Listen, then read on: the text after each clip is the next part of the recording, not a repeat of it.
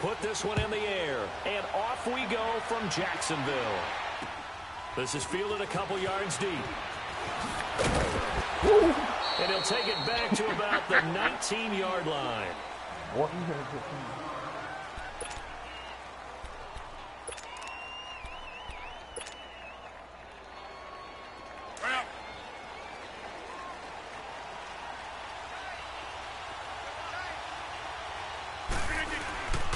They'll run with a backup. This is Williams. And a short pickup there as he'll take this up to right around the 20.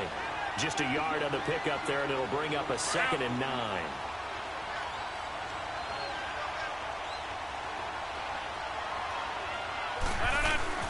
Now Rodgers throwing on 2nd down. And they will not get the connection there. It's incomplete. Jalen Ramsey right there in coverage to knock it away.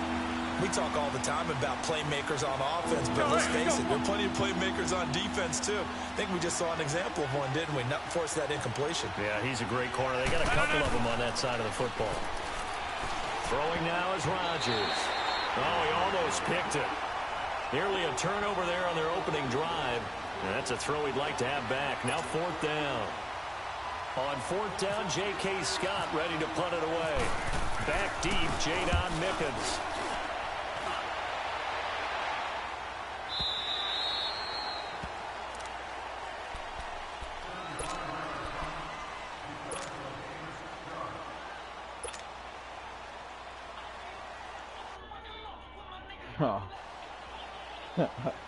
Whatever.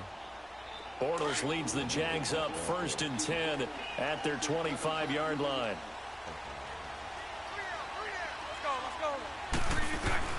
Bortles now on 1st down. Throw left side complete. That's Cole. And he'll get it up to the 33-yard line. 7 yards to pick up on the pitch and catch. One thing we do know, he's going to get his catches. So as they move forward defensively, got to continue to focus on not giving up the big play when he does catch the ball in the secondary. Able to get 7 on that 1st down pass play. 2nd and 3.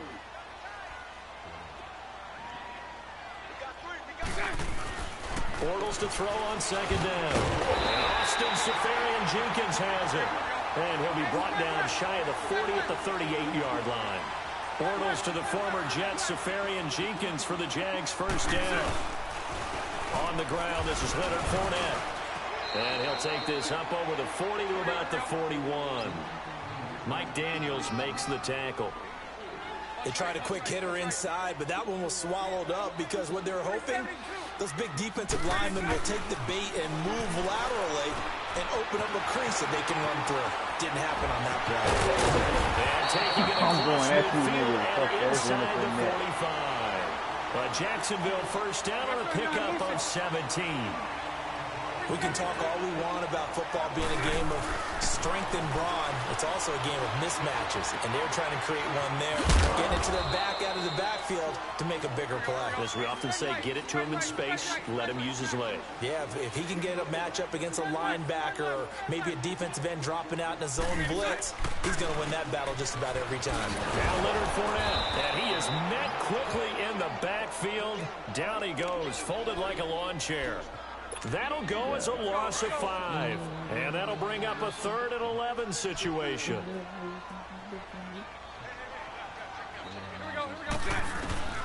From the gun, it's Bortles. And this is going to be incomplete. Chances are good he's going to be a very busy guy. 2 catches already in this opening drive, and they were looking his way for a 3rd. I think they put this defense on notice that could be a really, really frequent combination. On is the punt team now as this one's sent away.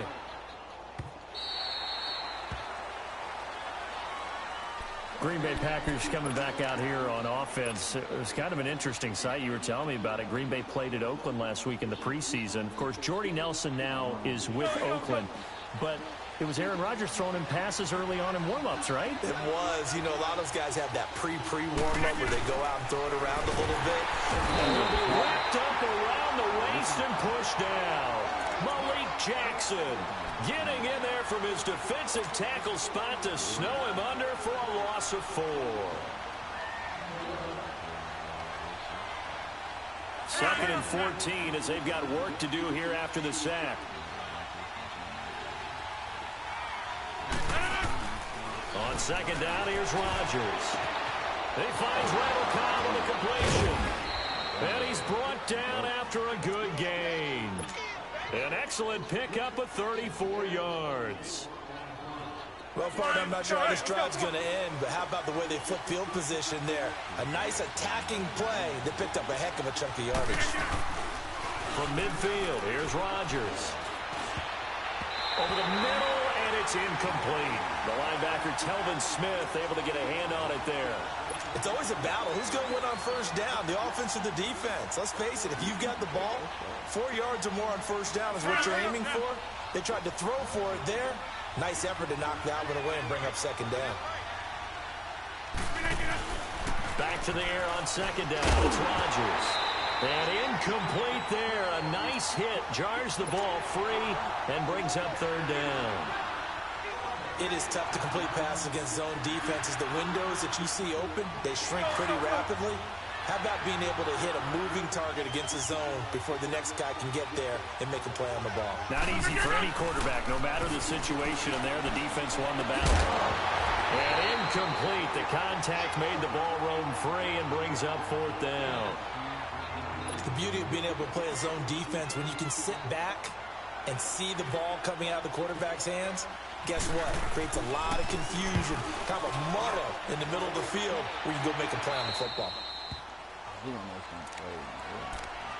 The Jags offense coming onto the field, and boy, for a 2nd straight season, a #1 wide receiver goes down early in the schedule. Last year was Allen Robinson, who was lost in week 1. This year, Marquise Lee, who didn't even make it to week 1, goes down with the ACL week 3 of the preseason. And remember now, Allen Robinson's in Chicago. And remember Allen Hurns, who also had a great impact on that team for a while. He's in Dallas. So it puts a lot of pressure on guys like Keelan Cole, Dante Moncrief, D.D. Westbrook. But the guy I want you to keep an eye on, DJ Chark out of LSU. I think he'll be their big play threat. 13 yards on his first catch. It's a 1st down as well. There are so many things to watch for when you play defense. And reading your keys, you always hear about that, and having your eyes in the right place. Sometimes your eyes can fool you. How about that play action there? And it sprang the big guy, didn't it? Able to dump it over the top to him. An interesting and intriguing decision there defensively because they kept extra DBs on the field despite seeing the multiple tight end look that came out for the offense. I thought they were going to switch out of it. I didn't know if they felt they didn't have time or what the case was. Well, in any event, the extra speed allowed for great penetration as they stuffed that one behind the line of scrimmage.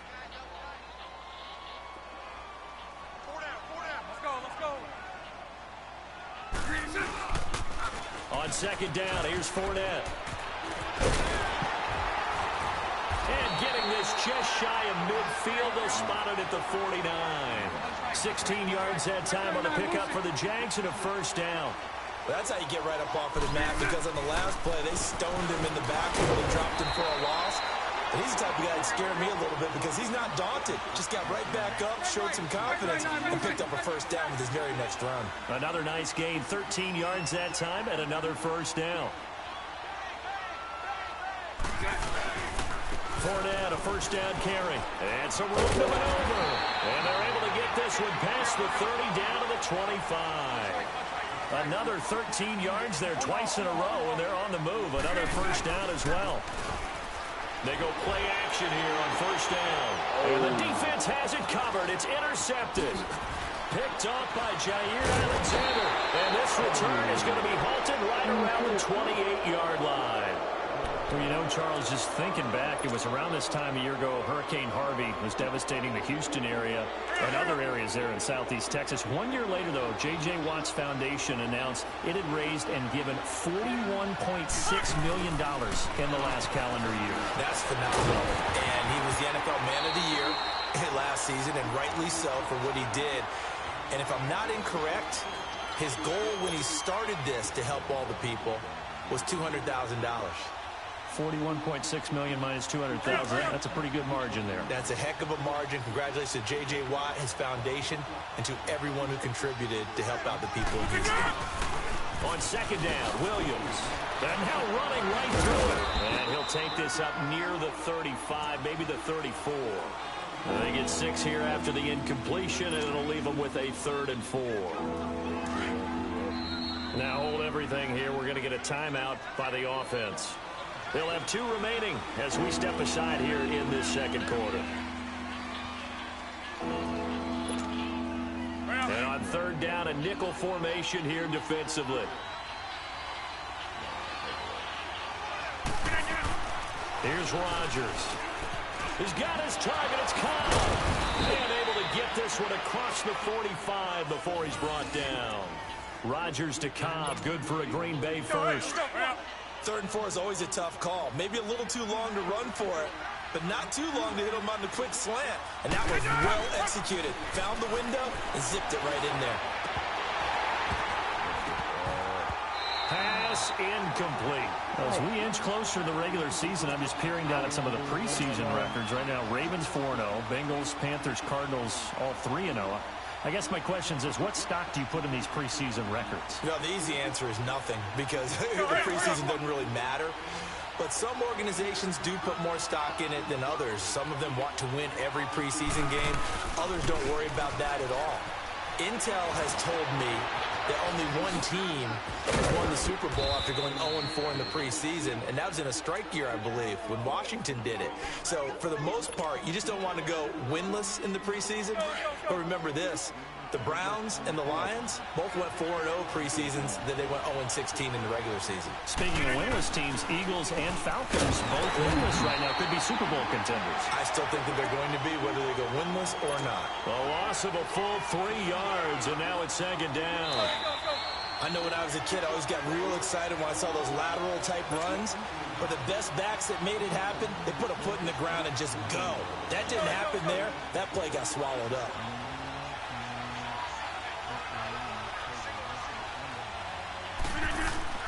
Rodgers to throw on 2nd down.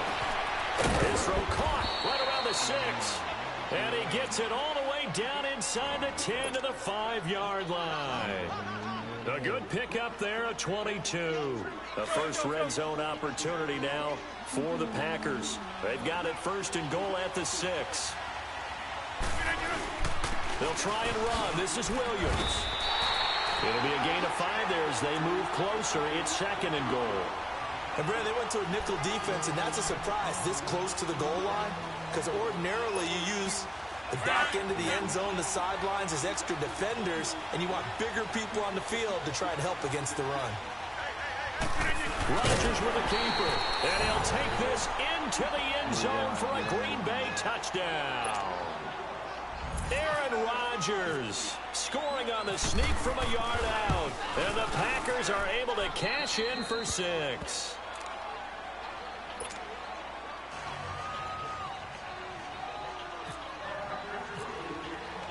Crosby on now to kick it away. Fielded about a yard deep. And a pretty good return here. He'll be stopped just shy of the 25 at the 24-yard line.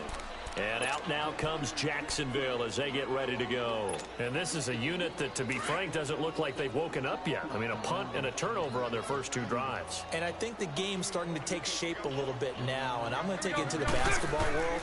When you're having trouble scoring or moving the ball in basketball with it, he rifles one that's intercepted. Picked up by Josh Jones. And he's going to get this one to the 23-yard line. So that's back-to-back drives where they've thrown an interception. Ordinarily, we look at the offense and say, what's going on with your scheme? Maybe we should look at the defense and just give them a whole lot of credit. They've got them frustrated right now. Now a first down carry. It's Williams. And he'll be taken down near the 20 at the 21. Malik Jackson there to make the stop. They tried a quick hitter inside, but that one was swallowed up because what they're hoping, those big defensive linemen will take the bait and move laterally and open up a crease that they can run through. Didn't happen on that play. They run it again with Williams. And he is met in his tracks behind the line of scrimmage. They'll lose a yard, and it brings up 3rd. I know the scouting report on him is that he doesn't possess the eye discipline to be an elite linebacker. What that means is his ability to read, react, and make a play. But on that one, into heavy traffic, and it's intercepted. Picked off by the linebacker, Telvin Smith. And a big turnover there as his guys will get the football back. But with the incompletion there, gives us time to hit on the retirement, Charles, of Eric Decker. Of course, played for the Broncos, Jets, and Titans. Was with the Patriots this preseason, but now he's going to step aside. I think he had a fantastic career because look at it this way. Getting 1,000 yards in one season for a receiver, that's a career for most people. He did it 3 times. Best year in Denver in 2013, 87 catches, almost 1,300 yards and 11 touchdowns. Congratulations on a wonderful career, Eric Decker. Back to the air on second down. It's Bortles. He's going to wind up and air it out. And for the 3rd time here in this half, it's intercepted.